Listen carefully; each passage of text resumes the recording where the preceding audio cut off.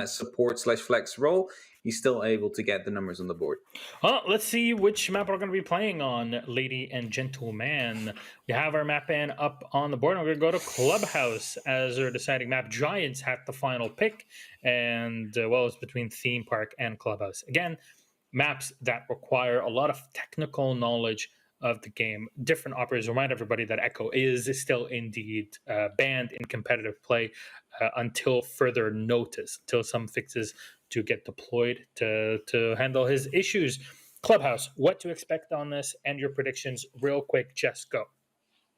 I'm now worried that Cyclops might struggle with their time management. If they're as fast as they were on Theme Park, I'm going to give it to CAG for this one, but I think it'll be a close game again.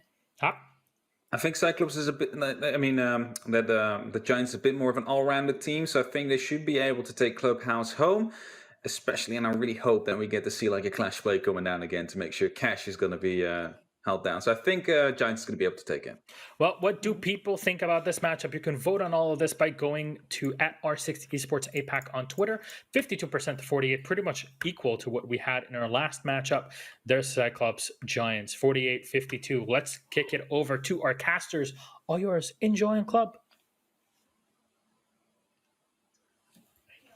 It's another mega APAC rematch. This time it is CAG versus Giants, formerly Errol. These guys played each other way back a year ago in the Raleigh Major qualifiers, and we finally get to see them play online together, all in the massive new APAC North League. Des, I know that sounds like we're a bit divisive about what we reckon about this game. Both these teams in pretty good form. What's your take? It's hard, right? Because I think coming into the season, I'd probably put Giants down as one of the big teams in the region. One of the ones that I saw kind of up there with Fnatic, and a few others were kind of clawing at their heels, trying to pull up along with them. But I think after last week, I think there's ways in which teams can take them apart here. It's not going to say it's going to be easy, but they're not necessarily looking like the strong team coming into that I thought they would be. But I think that is pretty fair to say across both regions that we cover, in both APAC and in EU, teams are not looking how we expected. And we love it when things are unexpected, when we're coming against games that don't play out the way that we expect them to. That last game, who, after seeing 5-1 over to the side of Guts, saw it going all the way into overtime. I don't know what to expect fully here on Clubhouse, but all I can guarantee is it's going to be a bit of a banger of a game. Yeah, no doubt. Here on Clubhouse, where we saw Giants play on Playday #1, and they beat Fnatic just gradually, just barely, in 8-6. And we've seen both teams have pretty strong performances on Clubhouse. In fact, I would say Cyclops kind of favored. They've had some really dominant scorelines in the Japanese Pro League, but also a loss to Guts on this map. So definitely we've seen some good things and some poor things from both of these teams on these maps, and no doubt they're looking to exploit it. This is, I think, a lot of people would believe the teams that would be most favored to take that #1 spot in APAC North. Giants, obviously the APAC champions from Season 10, and Cyclops, the #1 team from Japan, which is the strongest region in APAC historically. Let's dive into this ban phase, though. I think no one's probably going to be questioning that Montaigne ban from Cyclops. It's the exact same operator that Cyclops banned both times they played against Giants in the past, and it is just something that we know. Lunar Metal in particular from Giants is so good with. Just take that out of there. You don't want to think about it. Don't want to have to come up against that, not even slightly. One big thing that is left open here that we would normally see in place of the Monty is the Maverick. Very common to see Thatcher and Maverick being taken away in one fell swoop on the attacking side. Here, that's absolutely not the case, as you can tell. So in my mind, there's going to be a lot of that play being brought out. There'll be a lot of removing those walls relatively safely because, as you may well know, if you see something like a Bandit on side, he can contest a Hibana. But you cannot stop a Maverick from opening these walls up with that blowtorch, make it nice and soft, and then having someone like a Buck or a Sledge or a Zofia or an Ashe opening it up uncontested. However, Cyclops is going to kick off on a site that we might not necessarily expect to see in the first round. I love to see it. I like it when teams keep other teams guessing in the first round of a map. Going to start things off on Gym and Bedroom, and interestingly, seeing a mirror come along. So I would expect to see iGator here going for a setup where you stick one mirror on the external wall facing out towards Jacuzzi, another on the bathroom wall, and you make it almost impossible for the attackers to be able to push in without getting yourself sprung out on by a mirror and finding yourself going down. And funnily enough, no wall denial there from Cyclops despite that. Man, I think that's them reading into the fact that Giants are probably going to just bring that Maverick, as you said, and that'll be fairly confident. In fact, it does look like with that single reinforcement that it's actually going to be a Mira aggressive out onto Jacuzzi rather than just... Yeah, rather than just one cheeky little like mirror window across the two. No, there is no chance that you are going to Maverick that wall open because the mirror window is going to stare right at you. Now the Hibana, of course, can counter that pretty effectively, and with no wall denial from CAG, I think that's probably going to be fairly comfortable for Giants. But as we look over at Giants, rather Cyclops are also extending their hold out towards Cash, but not a significant amount of utility over there. No, in fact, the second mirror window was instead placed in Logi office, looking into construction. So that's just a single reinforcement out onto the Jacuzzi balcony. But I like the strategy because it still prevents the Maverick from doing his thing because you've got the mirror window inside of bathroom watching out there. So I guess it kind of still applies.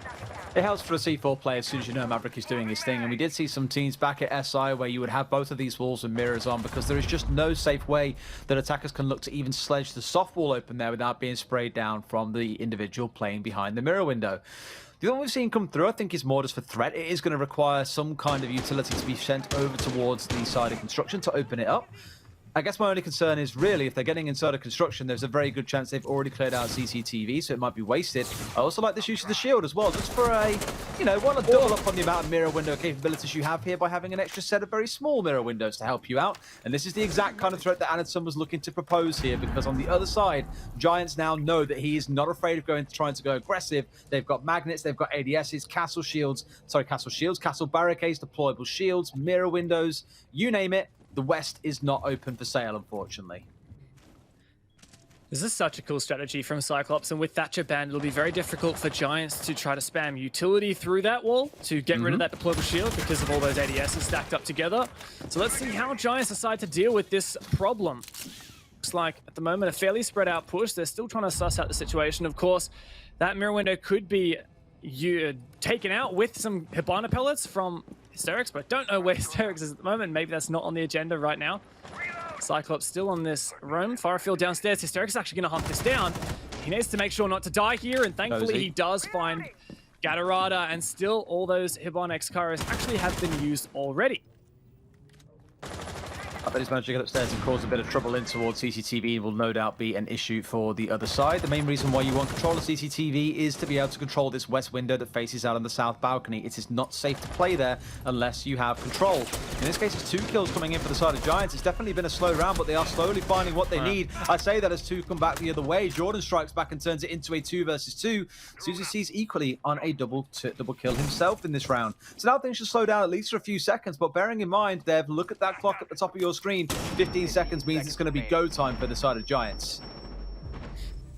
You can see Cyclops have info, but Giants have the ground that they need. Ysera finds one traded, but there you go. There is finally the kill out from Jordan to clean things up, and Cyclops, a very nice strategy, but dismantled perfectly from Giants.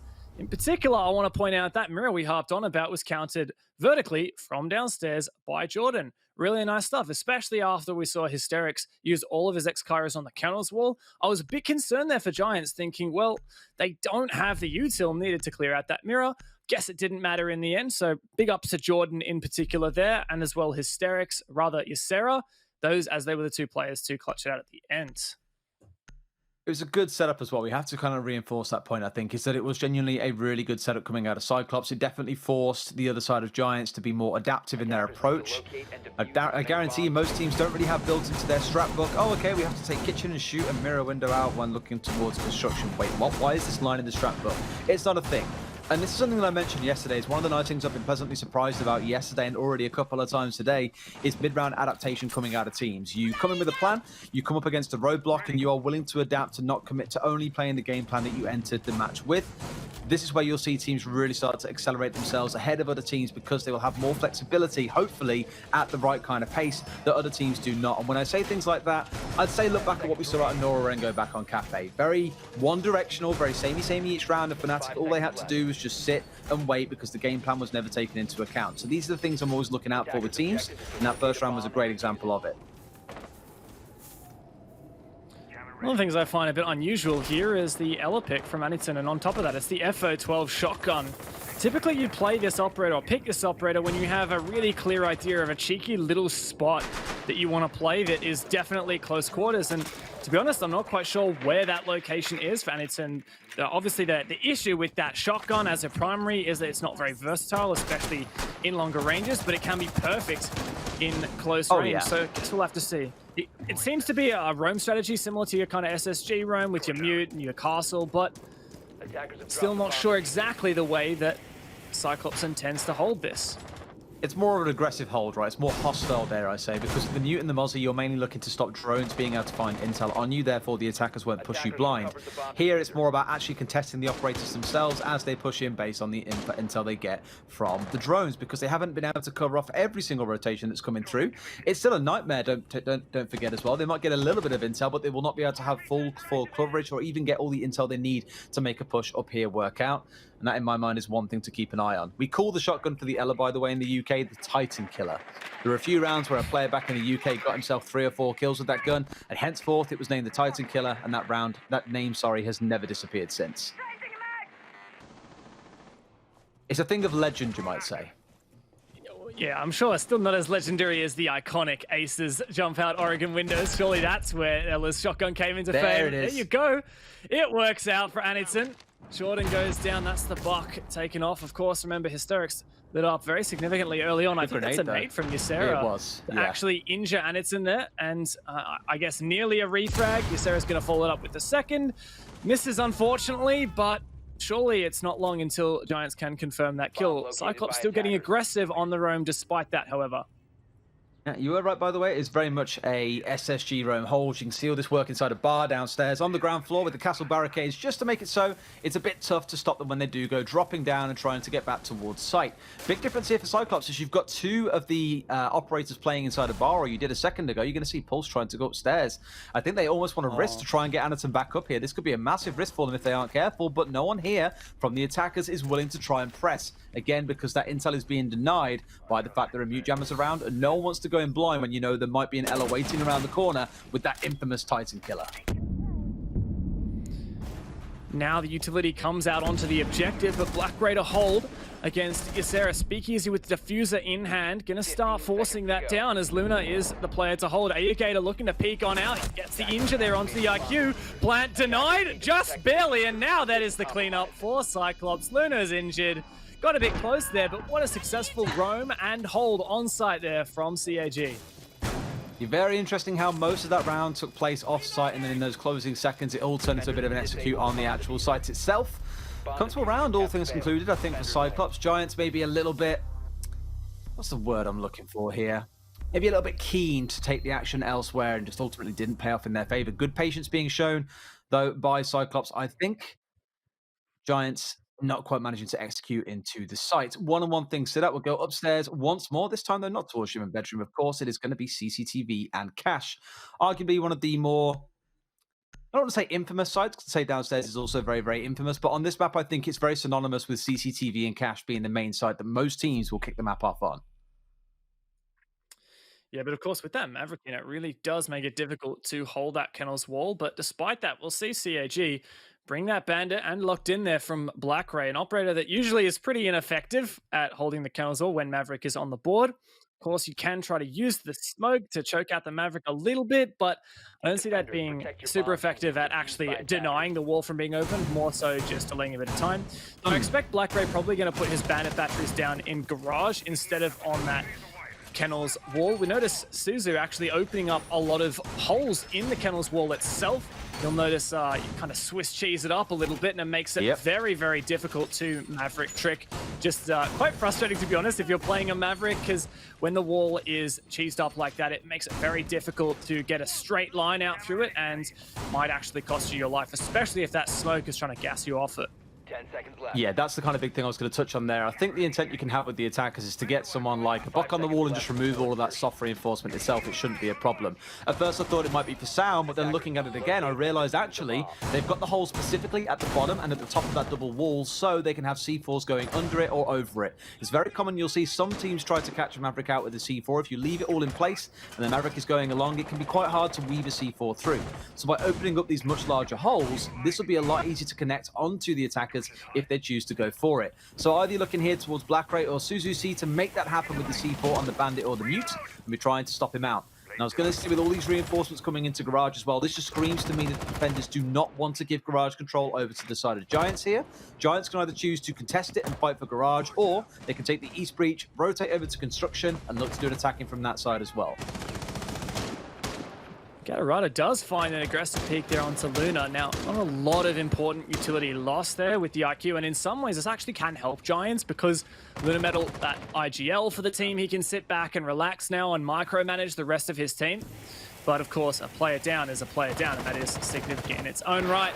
As you mentioned, the Buck did remove the soft part of the wall before Ysera got started, so it's pretty easy for Ysera to cop the rest of this wall open with the blowtorch. Doesn't have to worry about that frustrating little deal that when the soft wall can distract that gas, but still a bit of hesitation here from Ysera. Just waiting for the right moment, waiting for his team to be ready. Making sure someone's on that rappel to watch, and now CIG with that numbers advantage. Nice little prepared Maestro Evil Eye in bar downstairs looking up that hatch into construction, but there you go. Wall is open for Giants. I think Anaton, they were really afraid there, Ysera was, that Anaton was going to run to the window or potentially spraying from Catwalk itself as he started opening up the bottom. That's why they were trying to get some pressure inside of Garage itself so that he couldn't afford to go for that. Right sort of play, but Giants have chosen entirely here to circumvent Garage and said, you know what, guys? You want to commit all this resource down here. You want to commit 2 operators to play inside of Garage. Fine, have it. We aren't willing to contest. Instead, we're going for the east wall, which is now open, and then moving a Habana over to start looking at taking onto construction wall. The big fear here for them is there is a mute jammer on the other side of this wall. They will not be able to get these Ex-Kairos off. So problems are constantly throwing themselves up in front of Giants here. Cyclops are doing a good job at keeping them busy. Only 40 seconds left. Gatorada finds a runner as well, but that means Giants will know where he is. But on top of that mute jammer that's on the construction wall, Cyclops also have that Evil Eye down in bar that can deny any Ex-Kairos off the wall. So we'll need to see Giants get a bit explosive here. They can't just rely on taking a little bit of the site and trying to plant. They have to force this through, despite that numbers disadvantage. 20 seconds remaining in a 3 versus 5. Speakeasy's going to brute force things. Gets that pick. Hysterics for 1 as well. This could be possible here for Giants, but 2 versus 2 now. Is the plant going to get forced down? Hysterics finds another one. It's a 1v1. No diffuser in pocket. Suzu does not have a C4, and Hysterics is going to commit to that plant. Clearly, Suzu has the information. Gets off it, but Suzu to clutch it. So close there for Hysterics, but the Japanese player is just clearly too good for it. I think it was the right call to come off there and try and contest, because if he'd landed that shot, that would have been round 1, and it would have been a massive slip up on the side of Suzuki. But you called it yourself, that C4 play from below. They were just being super patient, and maybe this is fair argument for why you don't leave Garage unprotected, because you saw at one point the C4 player holding his side of the doorway, going into lounge. You had the Maestro up playing in Catwalk, and all it took was a few steps for that C4 player to be under where the execute was going to come in on from the side of construction. So although a good attempt by Giants, they rotated correctly over towards construction as they should have. No one was looking to play downstairs, and they definitely didn't have the coverage needed onto someone like Suzuki with the C4 to make sure that round came off without a hitch. Good round by Cyclops, but both teams there, it was like a dance back and forth as to who was really in control. And that round really does make you wonder, with Cyclops winning the first 2 opening picks and Giants being in a 3 versus 5 with 20 seconds left, but making it a 1 versus 1. Surely, if Giants had kept Luna Metal alive early on, maybe the, I can't remember, it was Jordan, I think, got picked off from that run out from Gatorada. If that hadn't happened, maybe Giants would have won that execute. Maybe they would have been able to out-frag Cyclops on that explosion into the bomb site. And that seems to be something that Giants are just so good at. Doesn't matter how much time is left, doesn't matter how terrible a position it might appear for them to be in, they can claw it back. Puts us at the end of the first 3 site rotation, mind you. So back to gym and bedroom we go in this round. And that clash coming out is the one thing I'm looking at and thinking trouble is afoot here on Clubhouse. We'll see exactly how much work can be done by the attackers to deal with this, but mixing it in with the shields that you're seeing coming out from Irrigator as well, looking towards the bulletproof camera. There is enough on side here, I think, for them to be able to support him in his hold. He could cause quite a bit of trouble out towards CCTV if they choose to post him out this side of things to hold it down. But with no mirror on side, it's definitely a change in tactic to what we saw coming out in round number 1 from Cyclops.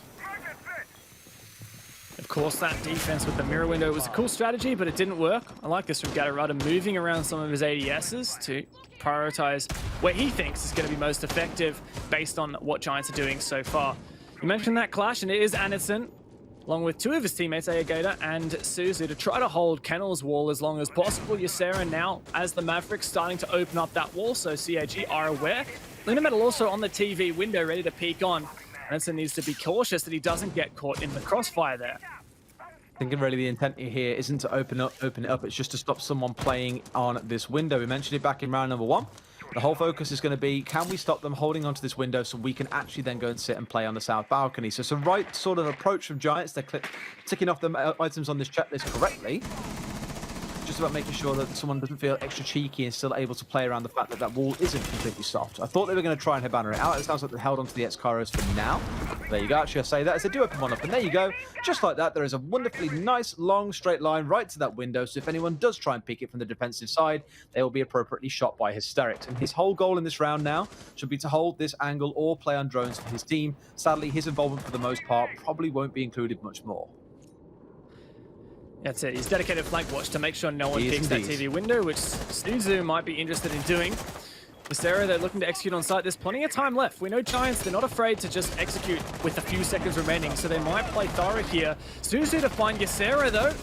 Luna to jump in the fun as well. Giants do find the 2 picks on the 2 players in key positions on site, but Gatarada here to stand firm. Bullets going both ways, but somehow Jordan goes down as well. Don't know how that happened, and now Hysterics realizes I can't sit flank watch forever. That is nuts there from Hysterics. Suzu as well taken out. He says flank watch, smank watch. I'm gonna jump in and find 2 pistol headshots. Jesus, well, that's how to make an impact late in the round, right? That's what we call an impact player. Relatively calm for most of it, because his job is to be on drones and sat watching a war, and he goes, guys, this ain't going how we want. Let me lend you a hand. Let me just drag us over the finish line here. 2-2 things now sit. And interestingly, this shapes up exactly how we saw the pattern start in the first half. Giants won that first attack and then went on to lose the next 2 defenses. I think it's fair to say you may come to expect the same here, given the general theme that we see on Clubhouses, that the first 2 sites are normally won. Basement and CCTV being those main ones. And then the off-site, normally gym and bedroom, are the ones that get lost.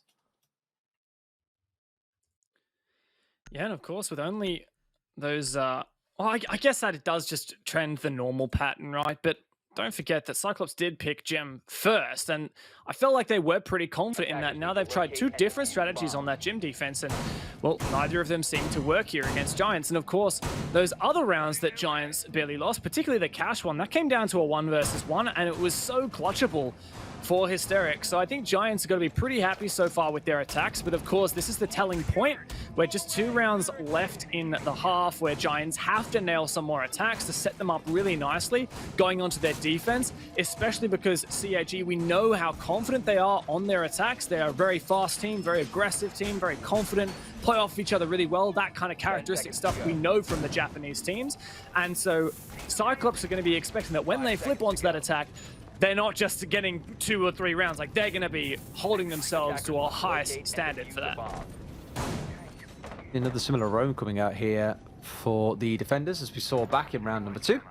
This kind of hybrid SSG drone that we spoke about. The Castle's done his work. He has got the 2 barricades up in the side of the bar area. This is kind of the main focus. 1 towards the main entrance and 1 in towards the pool table. The second one is up on, oh sorry, the third one is up on the main stairs up to the north. Thank you very much, Easy, for demonstrating that for me so wonderfully. It just means that they're going to be tough to remove from this ground floor unless they can go busting walls open or committing utility to getting rid of those castle barricades. And that gives all the freedom in the world to Black Ray and Anaton. I assume Black Ray is playing somewhere either on the ground floor or upstairs to roam around and cause a little bit of trouble. Interestingly, no Titan killer this round. Black Ray's down on site. More versatile there. Still, this roam is present here. Of course, that less reinforcements spent upstairs does mean that Giants maybe have a bit of a better go at clearing this room, but I think they've actually decided for the most part not really to focus on that too much. Of course, Gatarada playing that Pulse can give a lot of information as to where this execute is coming from. And as you mentioned, yeah, 2 players looking to pose a threat through blue, potentially. The Giants, it's still very early days for them. I think they're trying to suss out the situation before they commit to anything particular so far, especially if they think that they can catch Cyclops players off on rotation. Speaking of the devil, that's Gatorado. No, that was not a rotation. That was just a full send into sight. Hello, Arsenal. It's time to play some fun. Lunametal trying to back up his teammate here, but it might be too little. And there you go. Cyclops to fight back. This is falling apart for Giants. They've ignored that roam at their own peril here as well and gone straight down blue, but it's made them a little bit one-dimensional in their approach towards the site. We saw a lot of drones running around earlier on. 3 or 4 of them, in fact, were all hovering around blue and looking in towards the sites themselves in an attempt to uncover where the members of Cyclops were. Is it safe to push? Can we go in here? Are we going to be impeded by any utility? And the answer has been no for the most part, as most of it has been committed to the ground floor and the top floor. So basically it was relatively dry when it came to utility, but it definitely isn't dry when it comes to operators. There's already 2 kills have flown the way of Giants. Sorry, flown the way of Cyclops. Giants are slowly losing out on man count here. So instead, an alternative tactic is now going to be to say, okay, you know what? Kitchen, or maybe main stairs, or something else that we need to do. Either way, boys, you've got to decide fast as there's only 35 seconds left. Notably, Giants still have both their hard breaches, hysterics. Where was that? Okay, just using the castle barricade on bar, and now 25 seconds left. As you mentioned, players fairly disjointed. Giants have confidence in their 3 players pushing from separate locations. Of course, no diffuser in hand. Hysterics been an impact player so far, but it's really just him and Jordan left. Jordan finds 2 on the entry into Church. That's huge, but still no diffuser in the hands of Giants. Hysterics, we know how good he is with this pistol, but he has to step up hugely. Cyclops to trade that last kill out. And that is the Japanese to win another defense here on Church and Arsenal. So they'd feel so cheated if they lost that round then, because Giants on their push-in, they had 3 different attacks going on at once. 1 coming from Moto, 1 from Blue, and 1 coming in from Dirt. And every single one of them peaked at separate times. They pushed in at different times. They didn't push in holding angles to support each other. And I was just like, there's no way surely they walk in here and find anything. And Ysera inside of Dirt died straight away. Jordan somehow swung in and took a 1 versus 2 and got both of those kills. And it's moments like that that can swing around back in a way in which you would not come to expect. It's one of the things I always say about this game. It doesn't matter if the strats are messy. Ultimately, if you can hit your shots, you may well find yourself coming out on top in more instances than not. And that's almost what happened there. But sadly, these things can intertwine. The shots were hit by Jordan. The execution wasn't great from the other 2 members, and we saw it coming down to a 2 versus 1 for the side of Cyclops. That puts them at a 3-2 advantage so far. It's maybe not as large a lead as they would have hoped for coming into the final round of the defense, but it is a lead nonetheless. CCTV going to be where we set up our final defense. And can I just point out for Giants, that round there was the second 3 versus 5 that Giants had almost won. So it does beg the question, if perhaps those players that are getting picked early stay alive a bit longer for that execute, maybe Giants can just overwhelm and trade it out against Cyclops, because they seem to be winning a lot of these engagements when it comes to that execute. And for me, the real question mark there was, I think it was Speakeasy got a little bit too aggressive early on, trying to push in through blue into the bomb site. Lunametal wanted to refrag as well, but again, he was too late and didn't have a refrag up for him, so Giants a bit disjointed there, which did enable Cyclops to get that advantage, of course. But as you mentioned, going back to Cash and CCTV, if Lunametal doesn't get spawn peaked and Gatorade isn't allowed to run around like a madman, outstrip and find Jordan as well, I think that Giants actually have a really solid chance here, because this was one of the closest rounds that Giants had. That was one of those rounds that you look back on at the end of a game, right? Or the last couple of rounds that you mentioned a second ago, where it comes down to this awkward situation where it's like, man, you've almost won a 3 versus 5. Just what if it had gone slightly more different? This round at least starts out with the trade, but it is Jordan being removed here on the soft destruction. Not quite the end of the world, as you still have the Ash and the Zofia on side if you do need to do some work underneath any of these walls.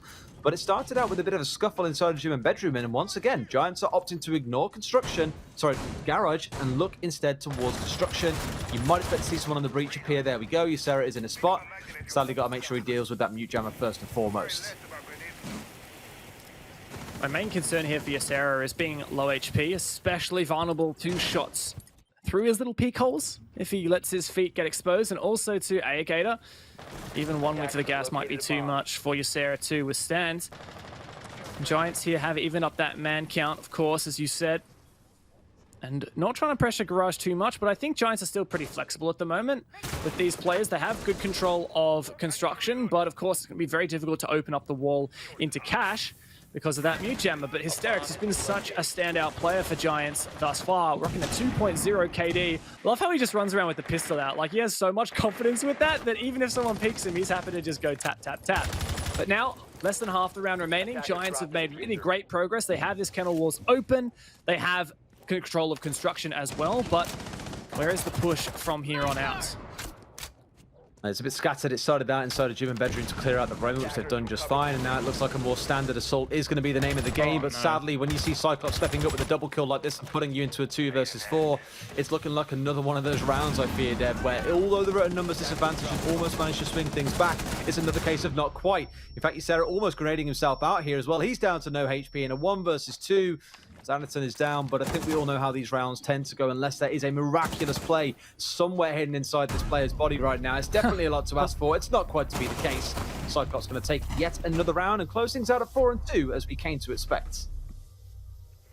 That's a very nice half here for CAG. Like I was saying at the start of this game, there's a lot of expectation for Cyclops coming into this. The rumor mill was that Cyclops was a team to be feared. In fact, the rumor mill was that Cyclops and Giants were the 2 teams to be feared out of APAC North this season. And that makes sense. You're talking about the APAC champions from Season 10 in Giants, who went to SI, went to Tokoname. They, in fact, beat the former Giants roster, which is now Rogue, which is one of the biggest accomplishments of any APAC team ever.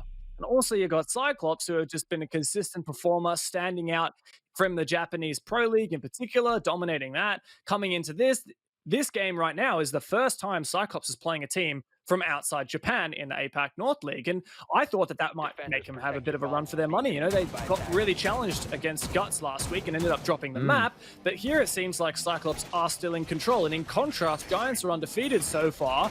Is Cyclops going to be the team to upset that? It's one of the wonderful things about this region, I think, is that, like you just said there, you're seeing teams that don't really get a whole lot of exposure outside of APAC LAN finals or like Pro League finals when it comes down to it. It's all very kind of self-contained for the most part. And for the first time, we are getting more opportunities than just a major All Six Invitational, for example, as an opportunity to see what happens when they clash. And I'd say so far over the last week, it's been very, very entertaining. Look at the last game we saw earlier between C9 and Guts. That in itself was equally a really exciting game. Korean team coming up against Japanese team. There's been a lot of chance to play teams inside the region, so they might look a little bit samey at points, but the cross-region ones, that's when it really starts to get interesting. Either way, let's see how Cyclops do on their attack. Small change you probably noticed for them is the bringing along of this Ying. Going to be excellent if they want to assume control, for example, of Kitchen, smoke a bunch of stuff out, drop a bunch of Candelas in, drop and try and go for a plant at the same time. But it requires a lot of precision coming out of these boys in terms of their attacking timing. That was kind of a concern for me for Giants. We called it out in that one round when there were 3 pushing into basement together. There was no, let's push at the same time and try and go for trades if we can. It was more of a, I'm by myself and so are you guys. Let's see what kills we can get. I love the suppressor meta coming out in full force by Gatorada here with the G36C suppressor, ACOG, angled grip, and then that beautiful new attachment skin from the Battle Pass as well, that nice little brown kind of bronze colored one. Beautiful stuff. Got to acknowledge a bit of love for the loadout choices sometimes here in CAG, making great control here on the roam. Of course, it's a full anchor strategy from Giants, in contrast to the more SSG roam style that we saw from Cyclops on their Church and Arsenal defenses. But I got to credit Cyclops. They made pretty good time here on this roam clear. But this mid-round is really what is pivotal when you're attacking a full turtle strat like this. They have to make progress. They have to ensure they can flush out Lunar Metal here from underneath the kitchen floor before he can find a kill with the C4. And we need to see Cyclops as well start opening the hatches that they need. Primarily, I assume it's going to be the kitchen hatch here. Moto hatch starting to get open. In fact, stock as well. That kitchen hatch tends to be the most troublesome. So I wonder if Cyclops is going to completely ignore that and maybe go for a more blue and church-centric push, or they do want to have pressure down into Arsenal as well. I think you need something because it is such a big room that you're safe to play inside of. Then you open up a bunch of stop walls, for example, across from Arsenal in towards Church, and you can have enough angles to be able to contest a push in from Moto, or one maybe coming in from Blue. The only one where maybe you'd feel that you aren't quite protected against when playing inside of that angle is going to be looking towards something like Church Wall itself being opened up by a hard breacher, and maybe that comes out to be Suzy C's role here. I think, though, with it being a Habana, there's a lot more focus instead of getting the hatches open. As you can now see, there are a couple of them that have been opened up. One of them, I believe, came through from the Maverick, and one came by the Habana. So a bit of focus in trying to get the kitchen one open, and I say that as the X-Kairos go off. It has taken about 2.5 minutes to get to this point, but they are finally in a spot where they can look towards using Anderson's Ying, and no one has died yet for either side. That said, Luna here with the cardiac sensor can call out where the Cyclops players are and aren't. Now he knows there's no one on the Moto hatch and no one bottom main stairs. So Giants realize now that CIG are going to be primarily pushing down through the kitchen hatch. But of course, Anderson has just cleared blue. There's no one playing here. He's going to use a Candela, but of course, the Magnet from Wamai does make that more challenging. Two of them chewed up, and now Giants with a significant man advantage shut down. Here's Anderson, Jordan to hold down the fort, else the Goyo, but it's all on Aegator. C4 says, see you later, Aegator. And that is Giants to start things off strong on their defense. Horrible when it comes to 2.5 minutes of elapsed and you haven't droned out that there are magnets waiting to burn up those Candelas. I mean, chances are they did know, and they'd wanted to say, well, you know what, we've got 3 Candelas. Let's just burn our way through 2 and hope the last one gives us enough of an entry in towards the site. But composure is the key word I would pull out there for Giants in my mind. Didn't panic, didn't give themselves any cause to do anything crazy, just sat and played the game the way that they wanted to, and ultimately came out on top in what would have been a sit still and wait for the best kind of round. Gym and Bedroom going to be the next site that we head to, and it's currently set at 3 and 4. I can see Giants pulling this one back here and finding themselves on top, maybe at a 7-5, 7-4 victory. Yeah, I definitely see a possibility here for Giants to come back in full force on their defensive side. I know Cyclops, they do have a lot of confidence on their attacks. They are that kind of typified like Japanese team with that aggression and such. But with Giants playing so passive there, playing that turtle game, it really just enabled them to, I mean, it forced the onus onto Cyclops, right? You've got to roam clear, you've got to figure out how to execute. And then there was really not very much time left when Cyclops eventually decided to do that. And they didn't have a numbers advantage, and they didn't have as much information that Giants had. Now, notably, I'm going to say that Ysera here, well, it was actually Jordan who played the Goyo last round, but Giants are keeping the Goyo, different player, but same operator, right? And I think that that might highlight some issues there for Cyclops, as I didn't really see a lot of the util on site from Giants get dealt with by Cyclops before the plant started to come in, before rather the execute started to come in. So with a lot of this utility with your castle barricades, your Goyo shields, and of course the ADSs and well, my magnets to protect it, it does make it very challenging for Cyclops on this util clear. Maybe that's the aim of the game, is just to slow them down as much as you say. The whole play is that, and this round looks exactly the same. Absolutely. See if they can pick things up a little bit here, because on this side I feel it's a bit more accessible in terms of what you can do. Often there is a big focus in towards the west wall. If you want to put some of your attention and energy in towards taking over CCTV, as you should, like we mentioned earlier on, you don't want the defenders to have free access to that small window, the west window inside of CCTV itself. Otherwise you have full control of the south balcony. Think of it as kind of like you're playing a game of domination or something, and the whole focus is to hold certain areas of the map. Making sure you've got control of CCTV on this particular site is absolutely essential, both for attackers and the defenders. So far, a bit of a struggle opening up this reinforced wall on the Jacuzzi balcony. Aegator struggling so far, despite there not really being a lot of contest from Giants. They're not actively trying to smoke it off with the gas canisters. Of course, they don't actually play a smoke at all. Really opting for that heavy utility soak kind of meta and a bit of info denial with the mute there.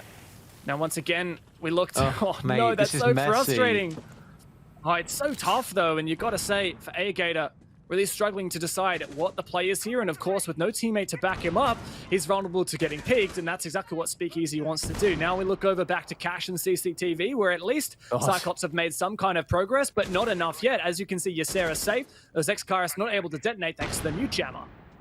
Like 7 players all gathering around this side of the map right now, looking to kind of wage a war for control of construction. For now, Giants will hold on, but you can see more and more members slowly starting to back away here. They are very happy that they have managed to waste 2 minutes and killed a couple of drones. I think only 1 or 2 really swinging their way, so nothing super impactful, but time has been the greatest resource. Ysera hanging on here is a massive risk. There's a reason why the rest of the team have backed away, and the biggest fear is that you have Black Ray downstairs on the buck, and of course can destroy the floor below you. He really should have backed to him, and the rest of the team did there, because they've now lost 2 members for what feels like, if they kept them alive, would have been one of the most successful roams you could ever hope for. That said now, Cyclops has just about no time remaining, and Giants still have a really strong setup on site. You'll notice Speakeasy as well. deployed his shield, moved it round. They've also opened up another rotate for him and Hysterics to utilize. There's also Magnus to protect that shield. This is just going to be so messy last minute here from Cyclops, and now trying to push in through offers. It's a bit of a blitz. 15 seconds left. Someone needs to take initiative. It is Anderson, but he's shut down there. No, that's Aegator. Oh, but Jordan gets him both. He's greedy, man. He's taking all of the kills. It's all on Suzu, and that's just a complete shutout. 3v5, no worries, says Giants. That's our round. Third time's the charm in a 3 versus 5, I guess, eh?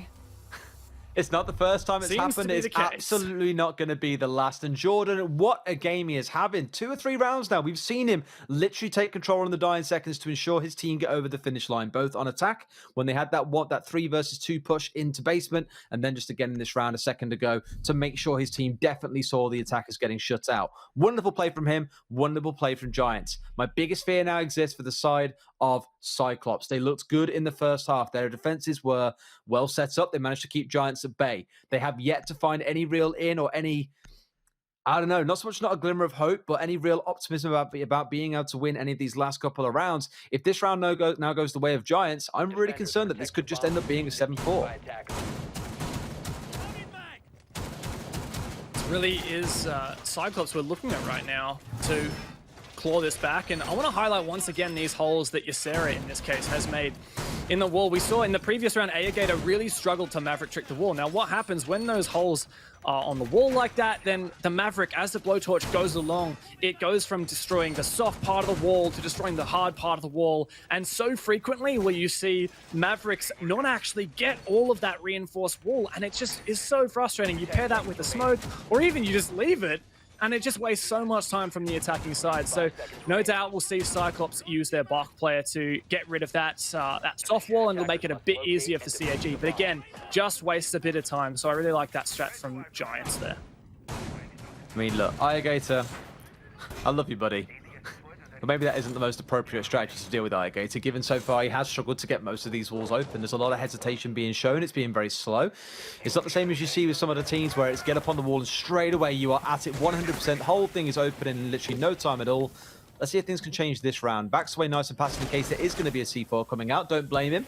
Back on the first day of the European League, we saw a mission playing for Virtus Pro get completely torn apart every single time he was trying to get this wall open. There were C4s and every manner of things being thrown at him to constantly chip away at that HP. So I don't mind the passiveness being shown, as long as once we start opening the wall, it definitely does get opened. There shouldn't be a problem.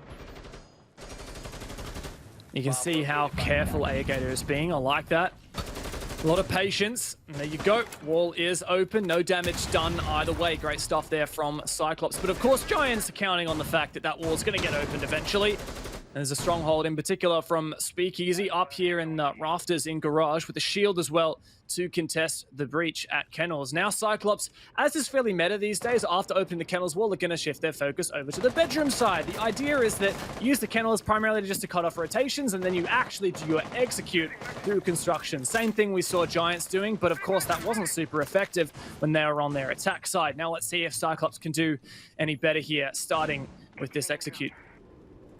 Moving at good pace, which I think is the key thing to note, right? I mean, for all I said about Aegator, you've got that wall open in quick time. So yes, a good mix of caution and speed is always appreciated. Fair play, and I rescind my previous statement. But you are correct, there's a big focus down towards taking control of gym and bedroom. But however, they haven't cleared out exactly what's going on downstairs. There's been no drones down there, so they're not 100% sure that Hysterics might be going for the roam. I think Anderton suspects something might be going on, but don't want to waste too much time here. They've been very time efficient so far, and if they worry about Hysterics too much, they will end up losing out the round regardless. So being cautious, yes, I agree with, but let's make sure that time is still definitely on their side. Hysterics also has an opportunity to contest Black Ray downstairs. It's been a hindrance for the Giants players, in Cash in particular. Ysera has taken a lot of damage for it, but Cyclops still have struggled to destroy that oh so important deployable shield. And there you go, first pick for Cyclops, but we know how Giants can fight back from numbers deficits. D4 flying out here as well, tries to connect, but no one really pushing in just yet. Again, I like how from Cyclops we are seeing a bit of passiveness here, but they're not being passive, being a bit too passive, I should say. Hysterics finds one, swings around and gets the second. This is how you break such a well-orchestrated attack apart. It looked like Cyclops had done everything right here, but at the final hurdle, may have just fell down to a wonderful flank. I say that as some kills are coming back and forth, but all they've got to do is run. It's a 1 versus 2. They can sit and play passive. Giants take another round, and it's as simple as that, ladies and gents. A flank from an undroned Jaeger can crush your dreams entirely. So good there from Hysterics, and it does make you question a little bit there. Surely there was some kind of flank watch drone that could have called that, and perhaps there was. Perhaps the call out came through that Hysterics was on that flank, but of course, Cyclops in the absolute chaos of the moment aren't necessarily able to watch that flank, and that was hugely impactful. But if Hysterics hadn't gotten that, I think Cyclops totally would have gotten that round. It was so strong. Not only did Cyclops find the opening pick, they had really effective vertical presence from Black Ray down in stock, opening up the floor of cash with that bark, did a lot of damage there, and eventually pushed up red stairs and actually did a bit of good work there as well. So overall, I was really impressed there with Cyclops on that attack, but of course, that flank from Hysterics just shut them out completely. Not to mention it was the fact that it was the diffuser that was the first player to go down. Horrible thing is I can't even really blame Cyclops for that and say things like, well, why wasn't there a Nomad there? Because what's happened in the past couple of rounds? Giants have played Turtle. They've played very, very passive. They haven't looked to go super aggressive. They just change it up in this third round and catch them by surprise. So my heart bleeds from a little bit. A flank drone may have been the answer for them there. Have one person sat on that while the rest went in for the execute, but ultimately it's Giants at 5 and 4. We go back now into that full rotation of sites, starting things off in the basement. Will Giants be stopped? That is the big question, because there are only 2 rounds now for Cyclops to do it. We've been talking a lot about Hysterics, but he has been such a star player for Giants at the moment. So many impact frags, particularly remember when he was playing Ibana on the bedroom attack. Just so good. But if you're just looking at the scoreboard, Suzu from CAG has also been a player to watch, though I haven't necessarily noticed him in as many impact positions, mainly because when Cyclops win, it's because Cyclops wins as a team, not necessarily because of a hero play. But, you know, that's not necessarily a criticism here of Giants.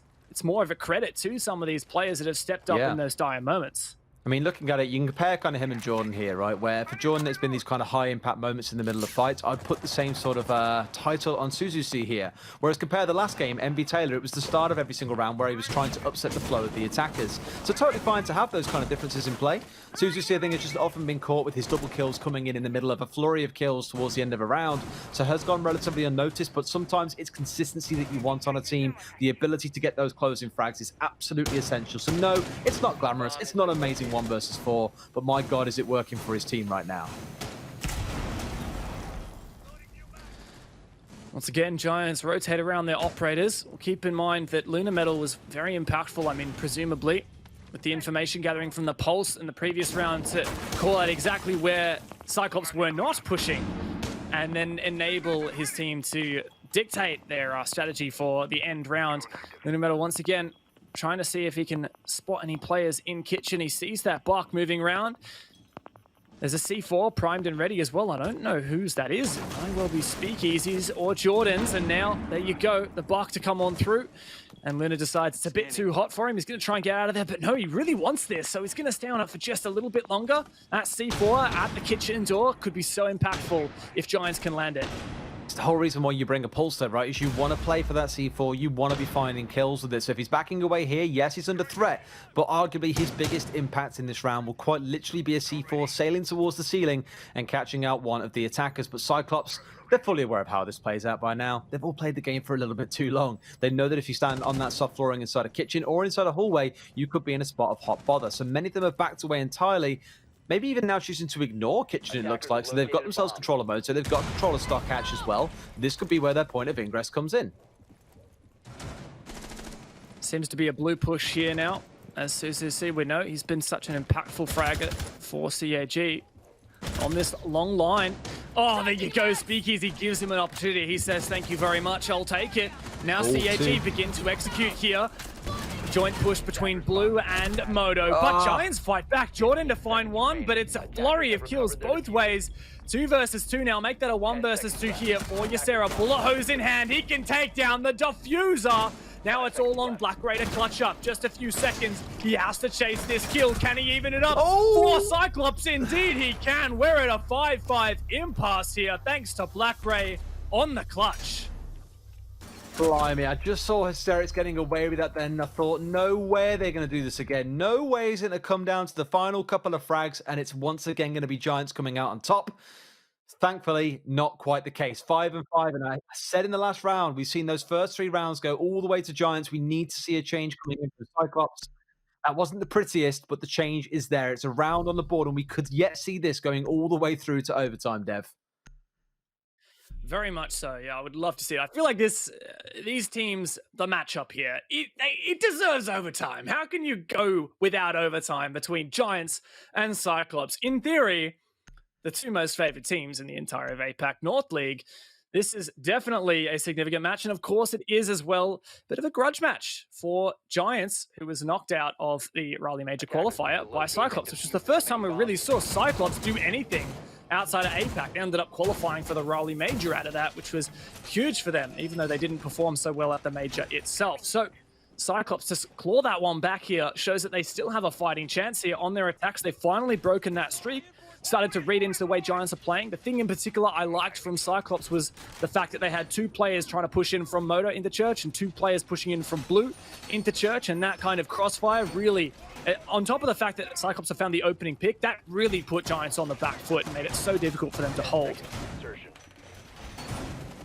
God, it was awkward, but around nonetheless, as we said. Key change coming in here. You're going to see the Ella coming in for Hysterics. So Titan Killer may be making a return. Not quite sure exactly which gun he is running just yet, but the focus is there. That does mean they are down a C4, mind you. So the focus now more for Luna is to be hitting a very crucial one. And maybe this is because they've identified that actually the attack has never really been through Kitchen. It's not been their point of attack so far. They've come more through Blue. They've gone through Moto. They've spent most of their time around the bar area.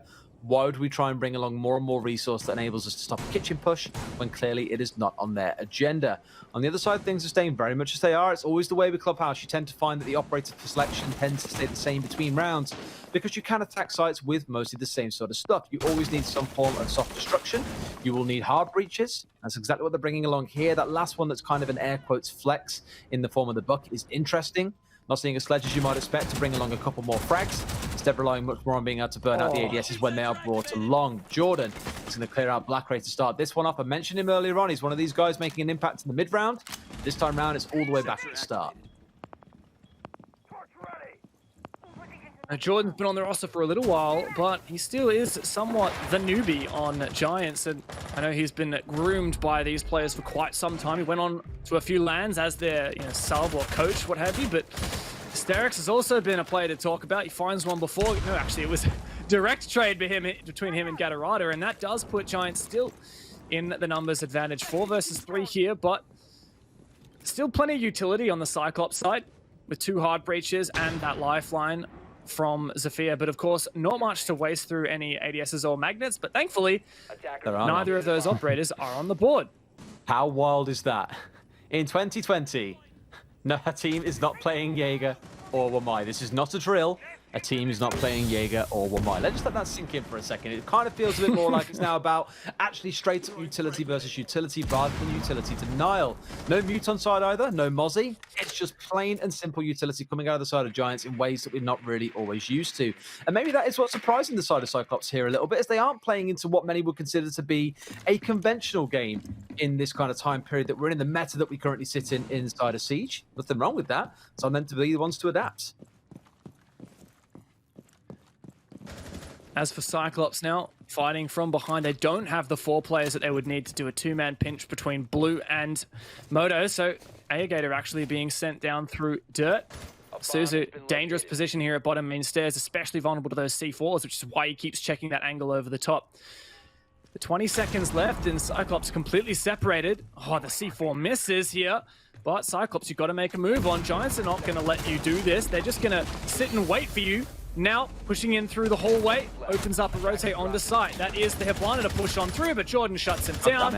All Suzu, he's pretty good, but surely not good enough against 3 players from Giants. And then the Singaporeans do regain that lead. 4K for Jordan. Oh, man's having a game. This is the real interesting thing. I mentioned it earlier on around like MV Tailor and how he played in the last game, and the impact he had was felt very early on in the round most of the time. For Jordan, it's consistently coming out in the mid game. And again, it's not every single round. It's some rounds he's been quite happily sat back and let his team do the dirty work, or he's been picked off very early on. But most of these rounds, it's the impact at stopping the push coming in from attackers. Think back to when they were defending inside gym and bedroom, and he killed 2 as they pushed in through a logistics office. Very similar story just now, except it was when they were actually trying to push into the site itself. So really good play from him and really good for Giants overall. Sat at 6-5, but you definitely can't write off the possibility of overtime here, Dev. We've already seen how that first half went, where Cyclops did look good. Giants couldn't quite complete the circumstances that they were in a number of rounds where they felt like they could go on to win. It's unfortunate. Cyclops, I think, can maybe bring this one back and force us up to 6-6 because we're going to overtime. It's curious, isn't it, Des? I find that this half, when Giants are on the defense, is much less predictable than the first half, where we saw Cyclops completely sound on their church and cash defenses, won them both flawlessly, but of course they didn't win a single time on gym bedroom. Here in contrast, Giants kick things off on their defense by winning all 3 of the main bond sites successfully. Then they go down to retry church and arsenal, and they lose it, retry it, and they finally get it through there. Now Giants, of course, going to cash here. They won this last time round, and it wasn't that close, to be honest. Hysterics did manage to get a mega flank, and that was the most instrumental thing for Giants in that round. So Cyclops likely going to be more aware of that this time, but of course Giants, they can change their playstyle at the flip of a hat, and that's the thing that is really getting them the upper hand here against Cyclops. Like now, when Maya and Jaeger both being brought along as a change to what we saw coming in the last round. And I agree. I mean, let's not take credit for Cyclops. The way that they attacked this site last time round was very good. It was very time efficient. I think it was about 20 seconds after I'd said Gator hasn't been the best on the Maverick so far, that he does get a very clean but cautious bit of work done onto the wall. It's going to be exactly the same in this round. The focus is going to be getting this open so they can at the very least get inside and start giving threat to those playing inside a garage or trying to hover between the 2 sites.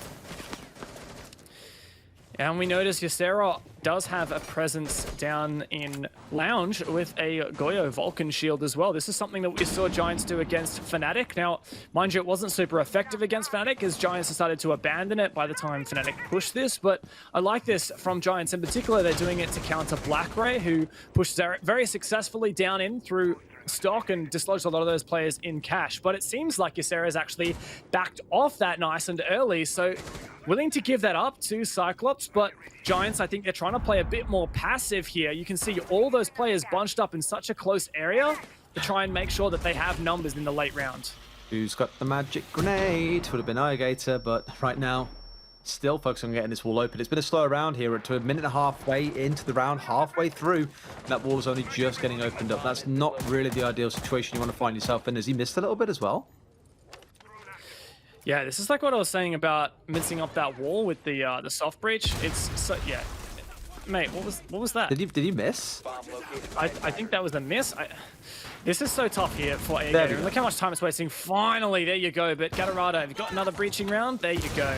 Thank you very much. Finally, walls open, but surely that took way too much time, way too much headspace. Yeah. And the Cyclops really have what it takes to now execute. They do have con control, and Anderson's going to put his final X-Kairos round onto that wall, but of course the mute's going to say, nah, not so easy, thanks. And Giants in a firm control here for this round. 1 minute left on match point for them. This is the same as last round as well. Blackray last time got underneath and started doing a bit of damage from below. They need to get rid of that mute jammer. Otherwise, it's them trying to force their way in through a single doorway. They have 4 members spread up here inside of construction. I'm very, very worried about this one because looking at it, there are still C4s left on the side of Giants as well. This could be absolutely mega and absolutely catastrophic for the side of Cyclops. They don't have an entryway into cash, and Hysterics, look how keen he is here on the angle. Finds one, peeks out for a double kill. Jeremy, can't he find another one? He does with the pistol. It's now all up to Gator and Gatorada. Can Hysterics hold this one? There you go, finished off. Maybe this is possible now. 3 players left, but no, it's all on Gator in the 1 versus 3 for the map. He's pretty good, but is he good enough for this one? Giants just need to hold and delay the time, and Gator has no chance. That is Giants on the comeback to hold firm here on Clubhouse and take it before going to overtime. It was close to almost giving that one away, and that round played out very similarly to how it did before. Again, running against the clock. And it's Hysterics again, making a big flanking play like that. It's not quite the same as in the previous round where he came up behind them. This time around, he said, you know what? These guys are on drones. They're busy getting utility ready. I'm going to just run at them. I'm going to do what a Jaeger does best and go and kill people. And that's exactly what he steps forward and does. Wonderful play from Giants. Let's not take it away from Cyclops, though. Equally with some really good rounds in that game. Just couldn't quite make it happen on the attacks. It is difficult on a map like Clubhouse in some cases, especially when you've got a team like Giants playing so turtle-focused like they were. And I guess we do have that full circle, the revenge story from Giants there. Got it back against Cyclops. It was tough and it was well fought, but they did get it by the end of it. Let's see what the analysts had to say about that one. Over to you, Milosh. Thanks so much, James. Yes, fantastic